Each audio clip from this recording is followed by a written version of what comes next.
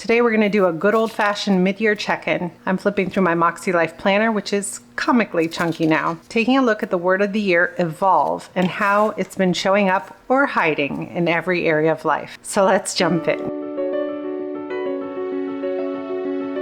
Hey friends, way back in January, I set my word of the year as evolve, which meant radiating a sense of grace and growth or purposeful expansion. And I made this layout here to express how I wanted to show up and set an intention for each of my different areas of life. Let's start with personal.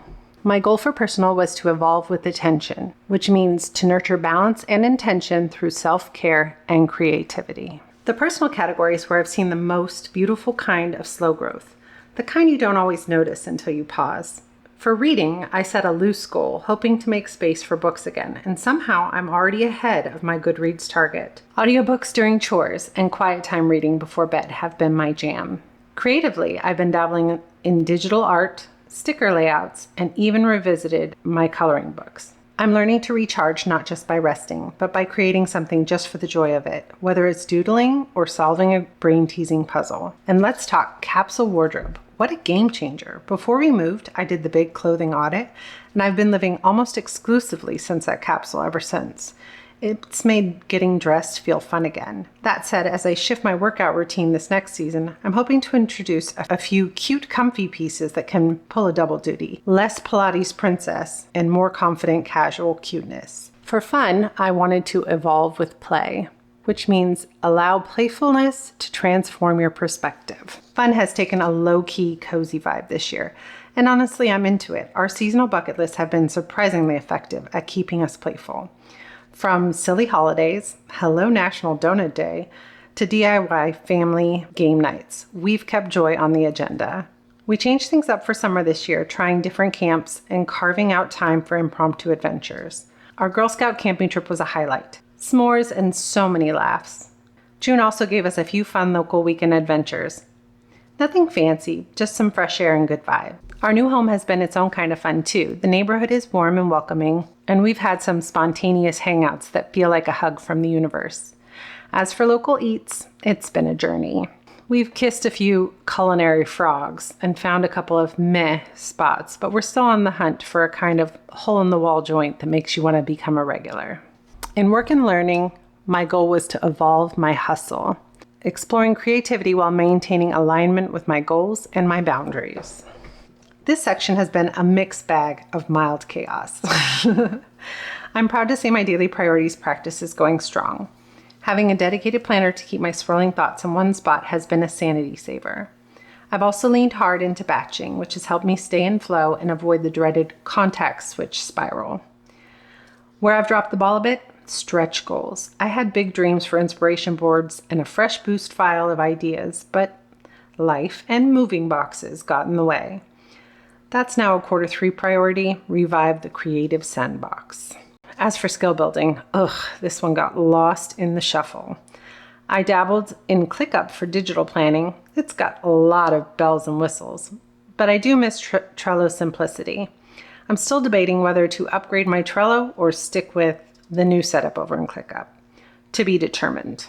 But I'm not giving up on learning. I've picked 6 masterclass courses to work through per month for the second half of the year. My stretch goal is to sneak in 3 extras just in case I find my flow again. Let's call it a comeback in progress. For family and relationships, my goal was to evolve together. My intention is to embrace lasting memories with intentionality and grace. This area has been a soft place to land. We carved out time for game nights, digital and tabletop, and they become something I genuinely look forward to. Watching classic preteen friendly movies together has turned into a mini film school of sorts for our daughter and a nostalgic ride for us. While weekly date nights haven't been easy to pull off, moving, remember? We just took a little anniversary trip that filled the tank back up. I'm calling that a major win. We've been finding our rhythm in this new space, quiet pockets of connection in a season that's often loud with logistics. And it's reminded me that progress in relationships often looks like presence over performance. For health and wellness, my goal was to evolve wellness. The intention is to create consistent routines that foster balance and energy growth. Phew. Okay, this one is the spicy section. Health and wellness came out swinging in Q1. I was riding that Pilates high and feeling strong and energized. But like many good routines, it took a hit when we moved. I tried to stay committed, but the new studio's vibe didn't quite match mine. My go-to class was swapped out, and the new ones just didn't feel right in my body or my schedule. It became more of a chore than a joy, and that's never the goal. So what now? I've been weighing my options. Join a traditional gym or try an at-home program that leans on structure and consistency. Trouble is, my inner motivational coach can be a bit unreliable. But on the flip side, my virtual fitness challenges have been a bright spot. I've completed 3 medal earning challenges so far this year, which feels amazing. They're themed, goal-based, and surprisingly motivating. I've got one more challenge I've committed to for the rest of the year, and I've broken it down into weekly steps so that I can actually stick with it. Nutrition-wise, I've been keeping it simple and lean. Not perfect, but more intentional. Meal planning has helped to keep things smooth, especially freezer-friendly meals for busy weeks. And healthcare, I did really well the first half of the year. I got all my routine checkups, did all the follow-ups, and all that adulting stuff. Right now we're in the midst of finding a new care team locally, and that's been a lot less fun. Change is hard when you have a team that you trust, but I know it'll be worth the effort for long-term peace of mind. For personal growth, my goal was to evolve within, giving back with intention and purpose. This area has been a quiet but steady hum in the background of everything else. For Scouts, we made a big decision to continue with our existing troop even after the move. There's something special about consistency in relationships. Our daughter has been with this group since kindergarten, and that kind of long-term bond is rare.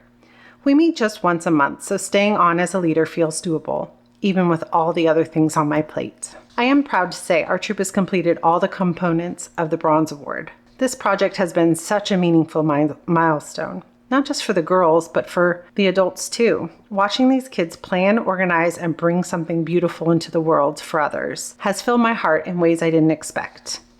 Next up, evolving my finances. I wanted to audit systems for smoother management.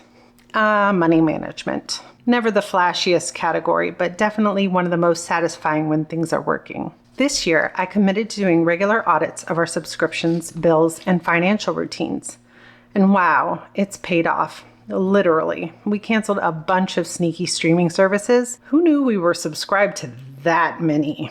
We also had our annual tax appointment, which went well, but the refund process, that has been a wild ride. Still, we made it through with a few deep breaths and spreadsheet-fueled check-ins. The good news, my monthly and quarterly expense reviews are working. I'm not aiming for perfection here, just clarity and peace of mind. Lastly, environment. Evolve your space. My goal was to build uplifting spaces that support growth, creativity, and a sense of peace. Ooh, buddy, this one deserves a confetti cannon. Our relocation checklist complete. From packing tape to Wi-Fi setup, we made it through.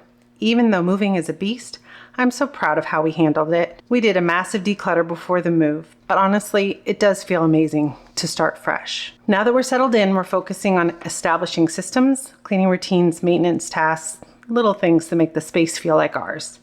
I'm still playing around with organizing certain corners, but our home is starting to feel like a place that supports us, not just stores us.